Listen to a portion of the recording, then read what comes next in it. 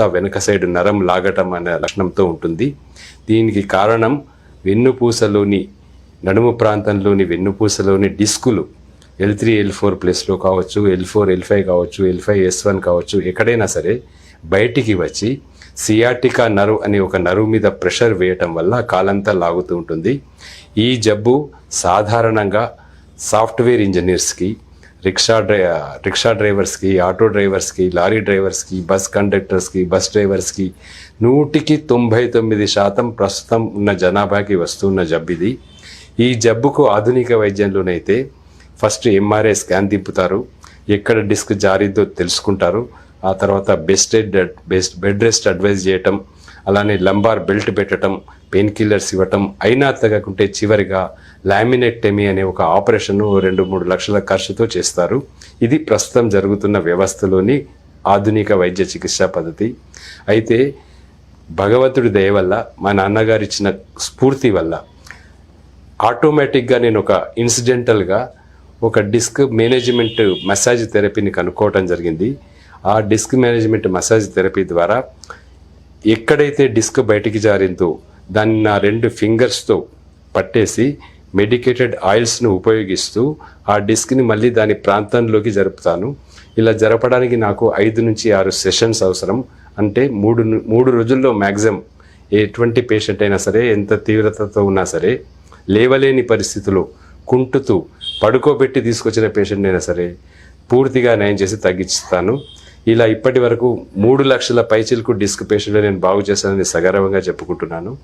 నా దగ్గరికి ఇప్పటి వరకు మన ఉభయ తెలుగు రాష్ట్రాల నుంచే కాకుండా మహారాష్ట్ర, ఛత్తీస్గఢ్, జార్ఖండ్, గుజరాత్, కేరళ, గోవా, ఇలా ఇతర రాష్ట్రాల నుంచి, షిర్ది లాంటి ఇతర ప్రదేశాల నుంచి కూడా ఎంతోమంది పేషెంట్లు వస్తున్నారు. వచ్చిన వాళ్ళంతా కూడా క్యూర్ అయిపోతున్నారు. గూగుల్లో నా రేటింగ్ 4.8 వరకు పెంచారు వాళ్ళంతా.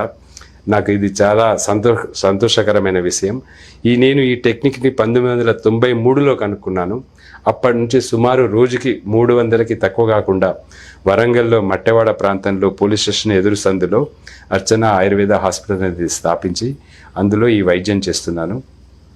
ఈ వైద్యం వల్ల క్యూర్ అయిన పేషెంట్స్ నా మీద ఉన్న అభిమానంతో నా శిలా విగ్రహాన్ని, నా కాంస్య విగ్రహాన్ని మా ఇంటి ముందు ప్రతిష్ఠించటం నిజంగా నా జీవితంలో నేను మర్చిపోలేనటువంటి ఆనందకరమైన విషయమని మీ టీవీ ద్వారా ప్రజలందరికీ తెలియజేసుకుంటున్నాను.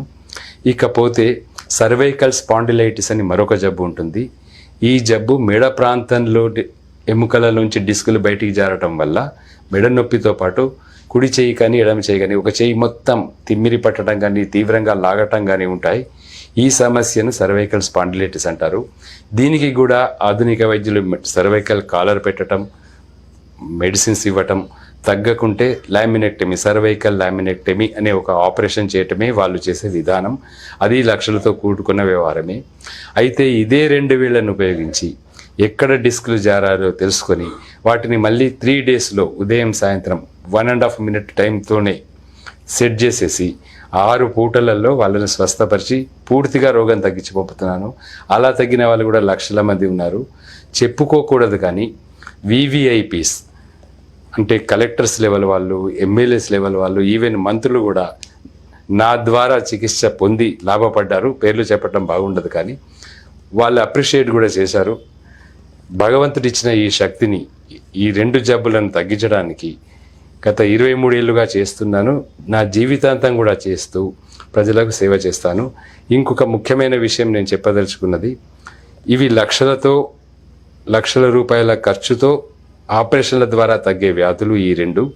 అయితే నేను గత 23 సంవత్సరాల పైచిలుకు నుంచి ₹1 కూడా ఏ పేషెంట్ దగ్గర తీసుకోకుండా ఉచితంగా లక్షలాది మందిని బాగు చేశాను. ఇక ముందు కూడా చేస్తూనే ఉంటాను. ఉచితంగా చేయడానికి కారణం కూడా మీకు అందరికీ చెప్పాలి. దానికి స్ఫూర్తి మా నాన్నగారు ప్రముఖ జర్నలిస్టు పాములపర్తి సదాశివరావు గారు. 1947 నుంచి 55 వరకు అతని సహోదరుడైన మాజీ ప్రధాని పివి నరసింహారావు గారితో కలిసి వరంగల్లో కాకతీయ పత్రిక అనే ఒక పత్రికను స్థాపించారు. ఒక ప్రింటింగ్ ప్రెస్ కూడా పెట్టారు.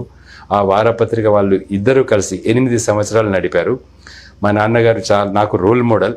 ఆయన చాలా గొప్ప జర్నలిస్టు. ఆయనకు తెలియని శాస్త్రం లేదు, విజ్ఞానం లేదు. అతన్ని మూవింగ్ ఎన్సైక్లోపీడియా అని పిలిచేవాళ్ళు అతని మిత్రులంతా ఆ కాలంలో. అతను కాళోజీ నారాయణరావు గారు, పివి గారు వీళ్ళంతా ఆప్త మిత్రులు.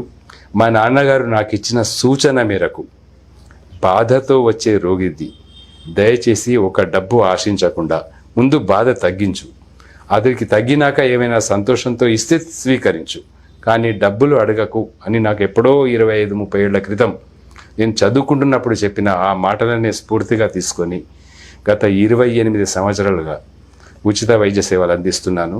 ఇక ముందు కూడా అందిస్తానని నా ద్వారా, మీ టీవీ ఛానల్ ద్వారా ఈ విషయాలు తెలుసుకొని ప్రజలు వచ్చి ఈ వ్యాధులకు పూర్తిగా ఉపశమనం పొందాలని నేను కోరుకుంటున్నాను. ఒక జబ్బు ఆస్టియో ఆర్థరైటిస్ అంటే మోకాళ్ళ చిప్పలు అరిగిపోవటం అని మామూలు భాషలో అంటారు.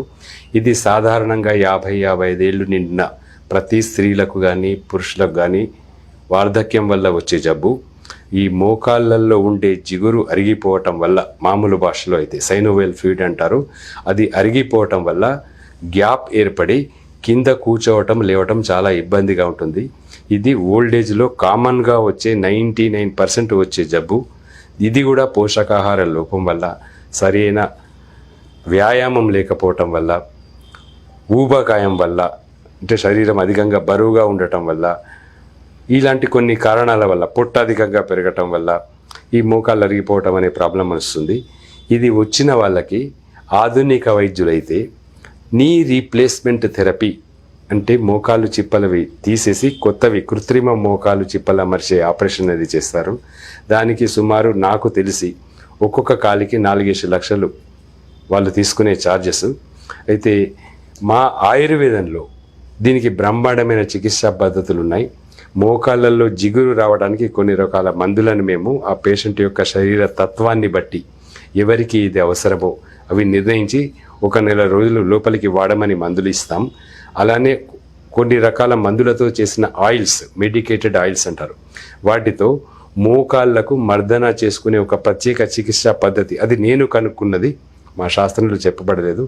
ఆ పద్ధతి ద్వారా గనక ఆ మెడికేటెడ్ ఆయిల్స్తో మోకాళ్ళను ఈ రకంగా మర్దన చేస్తే 5 నిమిషాలు ఉదయం రాత్రి మర్దన చేసి తర్వాత వేడి నీళ్ళల్లో కర్చీఫ్ లాంటిది ముంచి కాపడం పెట్టడం, హాట్ ఫార్మెంటేషన్ అంటారు దాన్ని, అలా చేస్తే కరెక్ట్గా 1 నెల లేదా 40 రోజుల్లో ఆ మోకాళ్ళకు మళ్ళీ శక్తి పటుత్వం వచ్చి అందులో మళ్ళీ ఫ్లూయిడ్ ఫామ్ అయిపోయి ఆ పేషెంట్ కూర్చోవటం లేవటం ఈజీ అవుతుంది, ఫ్రీగా నడవగలుగుతాడు. ఇది 40 రోజుల కోర్సు మాత్రమే.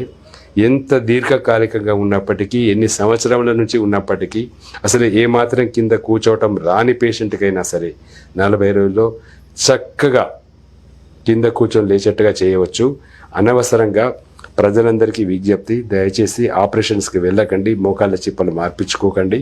కృత్రిమంగా ఏది పెట్టినా దానివల్ల పూర్తి సక్సెస్ అయితే ఉండదు, 100% గ్యారంటీ ఏ డాక్టరు ఇవ్వరు. కనుక దయచేసి ఈ జబ్బుతో ఉన్న వాళ్ళు కూడా మా హాస్పిటల్ని సందర్శించండి. 1 పైసా ఖర్చు కాకుండా మందులకు మాత్రం మీరు భరించాల్సి ఉంటుంది. రాసిన మందులు కొనుక్కోండి, ఆయిల్స్ తెచ్చుకోండి, మర్దన చేసి మిమ్మల్ని బాగు చేస్తానని ఈ ఛానల్ ద్వారా మీకు అందరికీ తెలియజేస్తున్నాను. అదేవిధంగా ఫ్రూజన్ షోల్డర్ అని ఒక జబ్బు ఉంటుందండి. అనగా ఒక చెయ్యి మామూలుగా ఇలా పైకి లేపుతాడు, ఇంకో చెయ్యి లేపటం మాత్రం కష్టం. ఇది ఇలానే ఉంటుంది.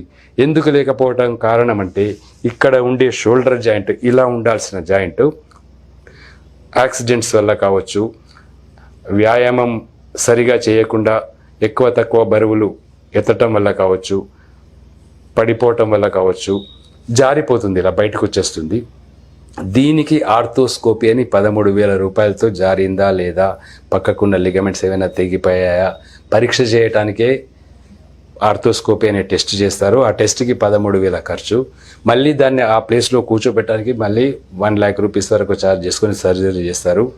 ఏ మాత్రం సర్జరీస్కి వెళ్ళకుండా, ఆర్థోస్కోపీకి వెళ్ళకుండా వస్తే మా ఆయుర్వేదంలో చెప్పబడ్డ ఒకే ఒక ఆయిల్, ధన్వంతర తైలం అనే ఒక ఆయిల్ను ఉపయోగించి ఒకే 1 నిమిషంలో మర్దన చేసి ఈ షోల్డర్ జాయింట్ని 1 నిమిషంలోనే ఇలా లేపేట్టుగా చేస్తానండి.